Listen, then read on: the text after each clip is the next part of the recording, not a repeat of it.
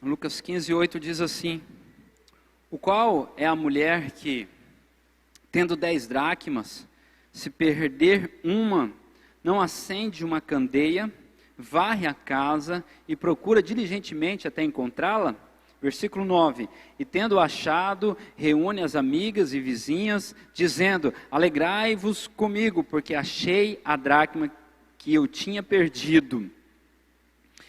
Versículo 10: eu vos afirmo que, de igual modo, há júbilo diante dos anjos de Deus, porque um pecador se arrepende. A palavra de edificação para nós hoje é perdendo algo de valor. Quando aquilo que é de valor nós perdemos, o que fazemos?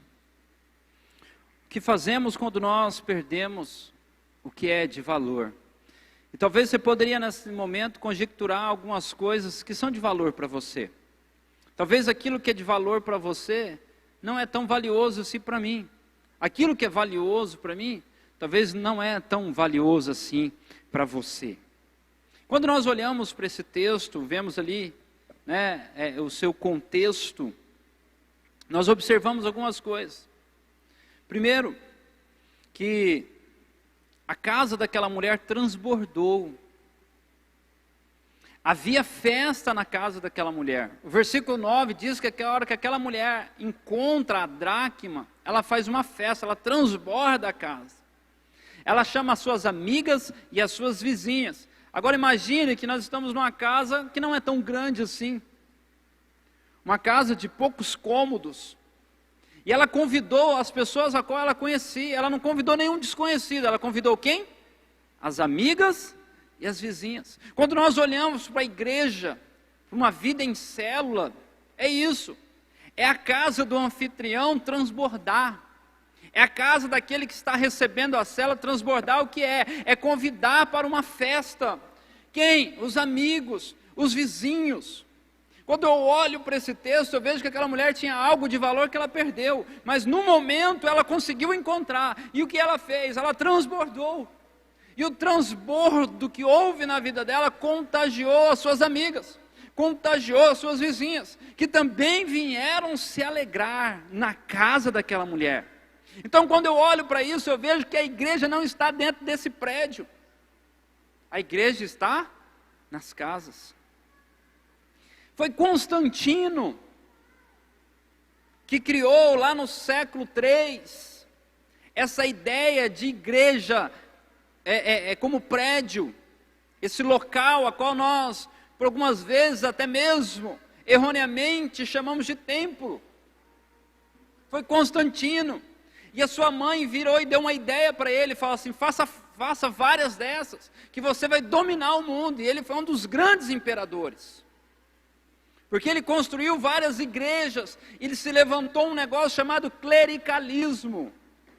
O que é isso? Ele tirou o poder de Deus que estava sobre a vida de cada um, de cada crente, de cada salvo, e colocou na vida de um arcebispo, de um papa, e ali se nasce o papado. E aí um homem agora só que tem a graça, o favor de Deus, a autoridade, e todos mais se tornam leigos, desculpe a terminologia, mas ignorantes. Então se começa agora uma nova era na vida da igreja, e a igreja fica adormecida. Mas há um tempo que o Senhor começou a restaurar, e quebrou o clericalismo, e tirou a igreja do templo, e voltou para o seu lugar, que é para as casas. Graças a Deus que eu e você já fazemos parte de uma geração que temos fácil entendimento disso, né, pastor? Mas nem sempre foi assim. Antigamente, dentro dos prédios, não podia nem sequer tomar um copo d'água, se não fosse o pregador. Porque era um lugar sagrado. Olha o tamanho que era o clericalismo, o legalismo sobre a vida da igreja. Mas quando eu olho, eu vejo que essa mulher tinha uma dracma perdida. Antes dela fazer essa festa, houve algo que contagiou o coração dela. Ela perdeu uma dracma. Uma dracma tem a ver com o dinheiro da época. Tem a ver com valor, algo de importância, algo de valioso aquela mulher se perdeu. Aquela mulher tinha, mas ela perdeu. E ela não perdeu fora de casa, ela perdeu dentro de casa. O texto diz que era tão valioso que ela não deixa assim simplesmente perdido. Às vezes você pega ali um troco de R$1, 50 centavos, às vezes cai do bolso, cai no carro, cai na casa, fica meio difícil de encontrar, você deixa para lá. Né? Os lavadores de carro, vira e mexe, encontram dinheiro, né? Moedas, debaixo de carpete. Às vezes você está lá fazendo uma geral na sua casa, uma faxina, você ergue um tapete, está lá uma moeda, está algo que era valioso, que tem valor, mas que você não deu importância. Mas o texto diz que aquela mulher perdeu onde? Dentro de casa. E às vezes, amados, olha aqui para mim, a visão de Deus começa a se perder dentro de nós. Começamos bem a caminhada, estamos indo para o rumo certo, mas de repente vem uma situação, vem um vento, vem uma tempestade, vem um desânimo, vem uma circunstância adversa, vem uma viagem, vem um transtorno, vem um momento ali indesejável, e aí você começa a perder aquilo que é de valor. Aí você para, não vou mais na cela, eu não tenho mais importância, eu vou só no culto, e aí você começa a perder. Mas você ainda está dentro de casa, mas está com o valor perdido. E aí, quando você não faz parte, não está inserido na vida da célula, você fica por fora de um monte de coisa. Você fica assim, meio sem saber para onde as coisas estão indo, porque a igreja ela tem duas funções, né? Tem duas grandes reuniões, a de domingo e a célula. A de domingo e a célula e domingo, são duas reuniões que nós damos a devida importância, que nós colocamos o nosso coração, colocamos as nossas energias. Exceto semana passada, teve alguma vez que você ficou sem receber edificação? Bonitinho, alguém fez. A pessoa que pregou, preparou o material, teve alguém por trás, preparando tudo para que você chegasse na sua mão, para que você fosse para a célula, não ficasse com a sua dracma perdida, com aquilo que é de valor perdido. Mas o importante é quando nós olhamos para essa mulher, nós vemos que ela se importava com aquilo que ela havia perdido. Talvez você se encontre nesse estado, perdeu a visão, perdeu o foco, você está preocupado com outras coisas, não está preocupado mais com o reino. Ontem, meu irmão aqui falou uma palavra, meu Deus, que lá ficou martelando na minha cabeça, martelando hoje de novo. Ele falou que é uma visão dentro do MDA.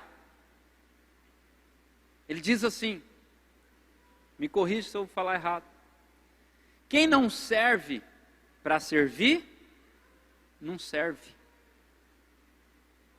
Quem não serve para servir, não serve, é isso? Então me ajuda aqui, corrige, viu? O servo que não serve, não serve.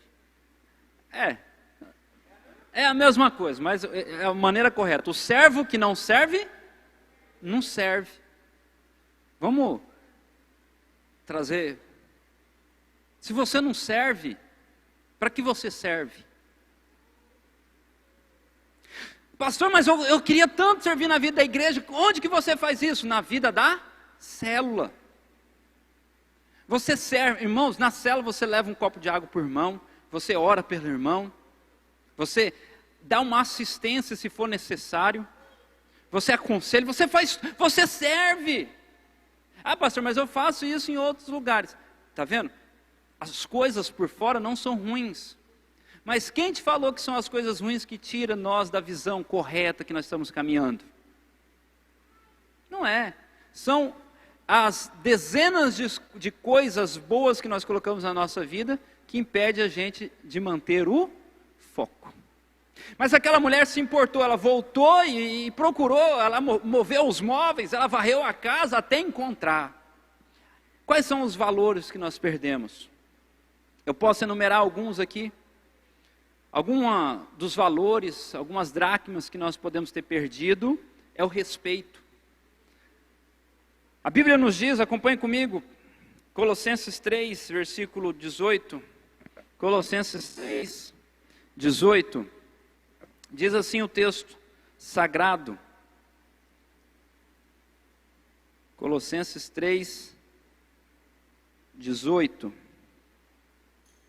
Ele diz assim: esposas, sede submissa ao seu próprio marido, como convém no Senhor. Marido, amai a vossa esposa e não a tratais com amargura. Filhos, em tudo obedecei os vossos pais, pois fazê-lo é grato diante do Senhor. Pais, não irritai os vossos filhos, para que não fiquem desanimados. Servos, obedeceis em tudo o vosso Senhor segundo a carne, não servindo apenas sob vigilância, visando tão somente agradar os homens, mas em singeleza de coração, temendo ao Senhor. Tudo quanto fizerdes, fazeis de todo o coração, como para o Senhor, e não para o homem, ciente de que recebeis do Senhor a recompensa da herança, a Cristo, o Senhor, que estais servindo, pois aquele que faz injustiça, receberá em troco a injustiça feita, e nisto não há acepção de pessoas. Mas infelizmente nós perdemos o respeito. O marido não respeita mais a esposa não respeita mais o marido, o funcionário não respeita o patrão, o liderado não respeita mais o líder. Não, eu faço o que eu quero, quem manda na minha vida sou eu. Os casados sabem que isso é mentira, né? Você falaram que quando você crescer, você ia mandar na sua vida, casa para você ver. Você vai ver que isso é engano. Mas perde-se o respeito. Trata de qualquer jeito. Talvez a dracma que você perdeu foi a dracma do respeito, de considerar o outro, de considerar o serviço do outro. Às vezes o líder de célula ou o anfitrião manda mensagem para você, que é um vizinho, que é um amigo, para você ir na célula, você fala, eu vou. Aí ele vai, prepara o lanche, ou pede para alguém preparar o lanche, aí você não vai. O que faz com aquilo lá? Nós não respeitamos mais, nem a palavra que nós damos. Nós precisamos tratar com respeito as pessoas, tratar as autoridades com respeito, os mais velhos com respeito, porque talvez essa dracma se perdeu dentro de nós, e nós estamos caminhando com Jesus feliz a vida, mas simplesmente se perdeu. É dar importância àquilo que de fato é importante. Nós precisamos recuperar, achar a dracma do respeito. Mas infelizmente, muitas vezes o que prevalece é o egoísmo, né? Ah, o pastor sabe o que fala, bobagem, besteira. Quem manda em mim sou eu e respeito quem eu quero. Talvez a dracma está perdida dentro de você. Eu fico imaginando como que é a vida daquele que fala mal daquele que ganhou para Jesus. Não é mesmo? A pessoa pregou o evangelho para você, evangelizou, discipulou, às vezes pagou do bolso para você ir no impacto, e agora você está, descendo o porrete, faltando com o respeito. Ah, pastor, mas eu não concordo. Não tem problema, então não caia no pecado de faltar com respeito às pessoas. Se você precisar falar alguma coisa para a pessoa, olhe nos olhos, fale para a pessoa, mas não falte o respeito. Talvez essa dracma que você perdeu.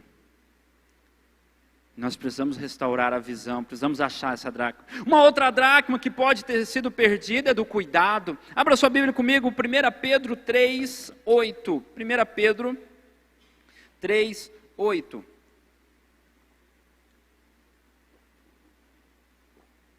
1 de Pedro 3, 8. Diz assim a palavra do Senhor: finalmente, sede todos de igual ânimo,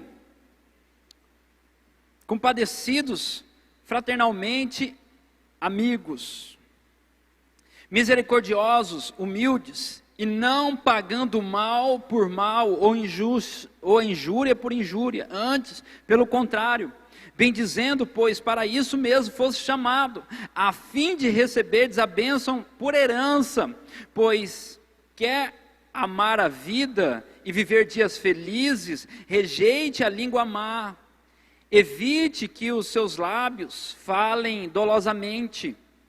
Aparta-se do mal, pratique o que é bom, busque a paz.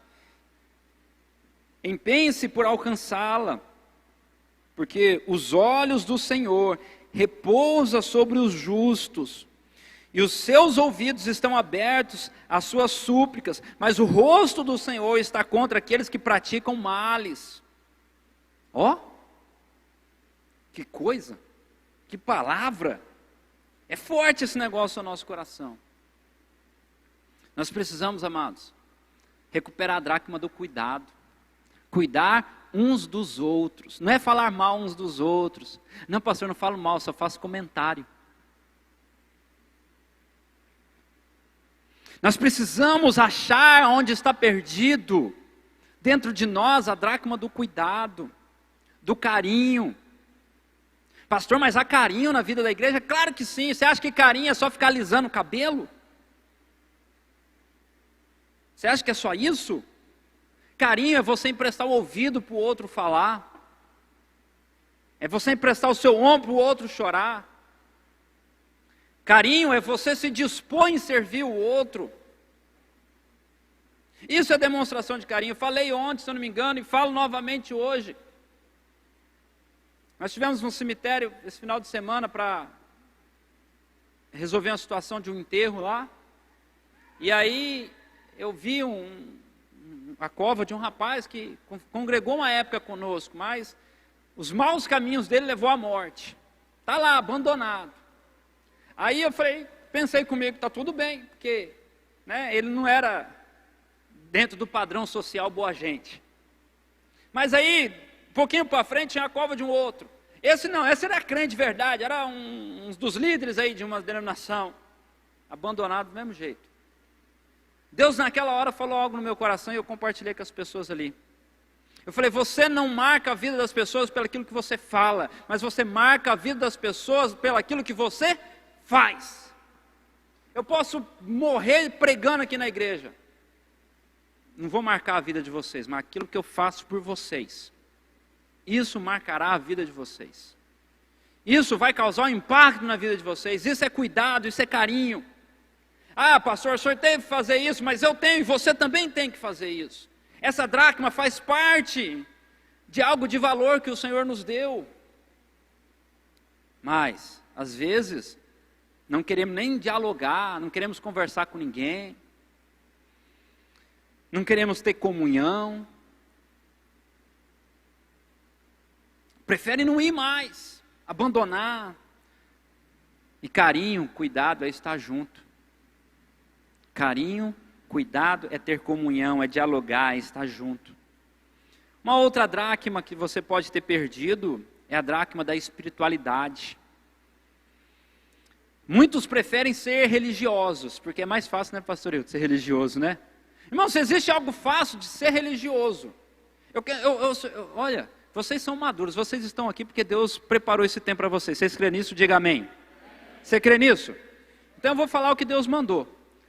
Posso falar? Você quer ouvir? Se você quer ser religioso, filho, congregue em outra igreja, aqui não serve para você. É doido, pastor? É verdade. É verdade. Por quê? Porque você vai sofrer no nosso meio. Você vai ficar, né, pastor Hilton? Não, pastor, você não quer. Não é isso. Se você quer viver uma vida religiosa, existem outros lugares que você pode congregar. Aqui você vai ter grande dificuldade. Porque eu e o pastor Hilton e os demais irmãos que pregam, sempre vamos bater nessa tecla, amém? Sempre vamos bater nessa tecla. Porque a religiosidade te faz com que você perca a dracma da espiritualidade. Porque é fácil demais ser religioso. Religioso, você põe uma biblinha debaixo do braço aqui, vai no culto domingo, ergue a mão na assembleia, fala o que quer, do jeito que quer, vive a sua vida do jeito que você quer. Ninguém pode dar pitaco. Se o pastor for falar alguma coisa, você ainda propõe na reunião da diretoria para mandar ele embora. Aqui você não vai conseguir fazer isso, filho. O primeiro problema que você vai ter aqui vai ser esse. Você não vai conseguir fazer isso aqui. Não vai. Você está entendendo? porque isso impede que você viva uma abundância na vida espiritual. Aqui, o que você vai fazer? Você não concordou? Chega em mim, chega no pastor Hilton, chega no líder, né? Chega no irmão, conversa, chama a gente, nós vamos orar, vamos chorar. Se for preciso pedir perdão, nós vamos pedir. Você quer ver, ficar feio para mim aqui? Quantos aqui eu já tive que pedir perdão? Tem alguém aqui que eu já tive que pedir perdão? Um irmão ali, outro irmão aqui, né? Só? Outro irmão ali atrás. Errei com os irmãos, o que eu tenho que fazer? Vou lá e pedir perdão. Mas pastor, o senhor errou. É verdade, eu errei, você erra, nós erramos, vós errais, eles erram. E está todo mundo errando. Mas filho, nós saímos nos amando, maduros, crescidos no Senhor, amadurecidos. A irmã não ergueu a mão não, mas a senhora faz parte. Não ergueu a mão, mas eu já falei. Entendeu? Somos maduros, saudáveis, não temos problema em sentar um com o outro e conversar. Agora, os religiosos querem o Deus de domingo. Domingo eu vou na igreja, vou lá, faço a minha Eucaristia, né? E tá a vida que segue. E segunda, terça, quarta, não, aí quem manda sou eu vivo a vida do jeito que eu quero. Religioso. O religioso, ele está pronto para orar pelo enfermo, mas ele não está pronto para mudar a vida dele. Não está. Ele não está pronto para servir. Ele não está pronto para servir aquele que está caído. Sabe por quê? Porque ele está mais caído ainda. Como que é? O servo que não serve para nada. Vamos já colocar JJ nesse negócio que é mais fácil. Não serve para nada. Mas é religioso. A comunhão do religioso, sabe qual é a hora? Da festa. A hora da festa, a hora do churrasco. E o religioso está lá. E está lá e ele tem sempre uma opinião. Já viu? O religioso sempre tem uma opinião. Ele sempre, eu não concordo com o pastor, não concordo com o líder, não concordo com a campanha, não concordo com isso, não concordo com aquilo. O religioso, ele sempre tem um comentário. Né? Aí você pergunta, mas irmão, o que você está fazendo? Rapaz, né? Eu estou aí. Vamos conversar sobre outra coisa. E o Vasco? Está para a segunda divisão. Que ele já quer desconversar, que é religioso. Ele tem medo de ser confrontado. Quando o religioso é confrontado, ele se veste com a capa dele de religioso, fala, aqui não, aqui tem 30 anos de igreja. Você não sabe o que eu já fiz para Jesus. Que coisa, né? Que bom. Talvez aquele que chegou agora fez bem menos e vai reinar, e o religioso não. Por quê? Porque está confiando nas suas obras. Amados, ou encontrar a dracma perdida da espiritualidade é viver uma vida de temor e zelo. É verdade. É buscar viver uma santidade que vem do céu. Que ninguém precisa dar uma cartilha para você falando isso pode, isso não pode, isso pode, isso não pode, isso pode, isso não pode. Mas é olhar para a obra de Cristo e receber tudo aquilo que precisa para viver uma vida abundante. É temor e zelo. Não é temer o pastor, não é temer o líder de célula. Mas é temer a Deus. Saber que Ele é o provedor, que Ele é o sustentador. Que todas as coisas estão sob o controle dEle. É ter zelo pelas coisas. Não é simplesmente fechar o olho e fingir que não está vendo. Deixando a vida levar. É abandonar os ídolos do coração. Quais são os ídolos do coração? Poderíamos nós conjecturar alguns ídolos do coração. O ídolo do coração de muitos hoje está na palma da mão. E não é as raizinhas que aparecem aqui, não. É o celular. Se tornou ídolo. Tem pessoas que preferem assistir o culto online. Porque é mais cômodo. Está lá, na palma da mão. Eu já assisti cultos online. Irmãos, qualquer mosquito me atrapalha. Qualquer negócio que passa eu já desapercebi, já ficou aquele negócio, já me dá uma agonia. Às vezes eu fecho a porta, coloco bem alto para ver, porque senão eu fico lá, perdido. É um ídolo, o celular se tornou um ídolo, a televisão se tornou um ídolo, a casa se tornou um ídolo, o trabalho se tornou um ídolo. Para muitos, dormir se tornou um ídolo, para outros, a doença se tornou um ídolo. É verdade. Já viu a nova síndrome da respiração? Muitos médicos, antes de tratar agora do Covid, estão tratando da síndrome da respiração. Que a pessoa, só de pensar que está gripada, já começa a faltar o ar. Mas nem, aí faz exame, não tem nada, mas está lá. Eu já vi uma vez no exército, estava tendo aqueles dias bem terrível. Rapaz, um soldado lá colou as placas. Deu um negócio nele que ele ficou duro. Ficava de jeito, não está morrendo, não está nada. Sabe o que fizeram com esse soldado? Sem brincadeira. Colocaram ele dentro da viatura, aplicaram soro fisiológico. Deixou ele lá 40 minutos, 1 hora. Sarou! Que remédio milagroso é esse? É soro. Só isso. Né? O outro falou que...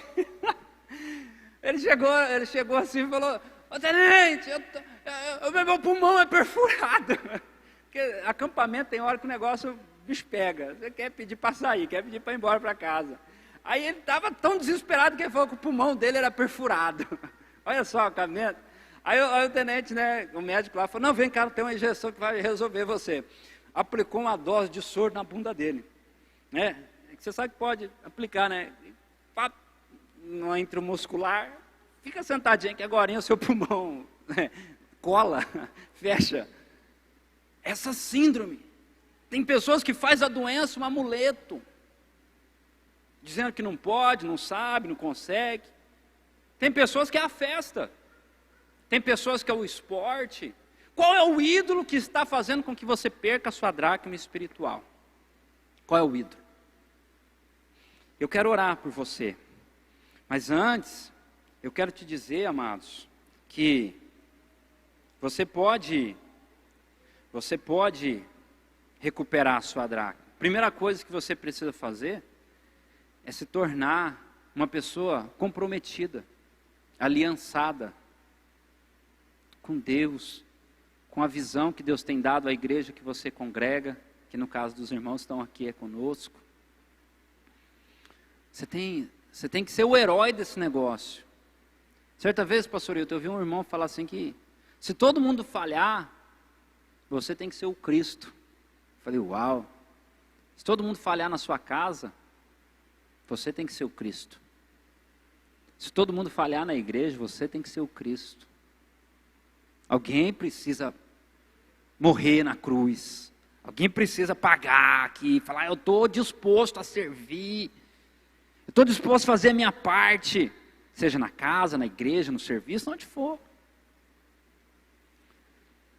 Você precisa valorizar as pequenas coisas, são os detalhes. Esse dia estava eu e o irmão Adel, nós fomos atender uma situação aí. Nós paramos a nossa agenda, literalmente, paramos ela.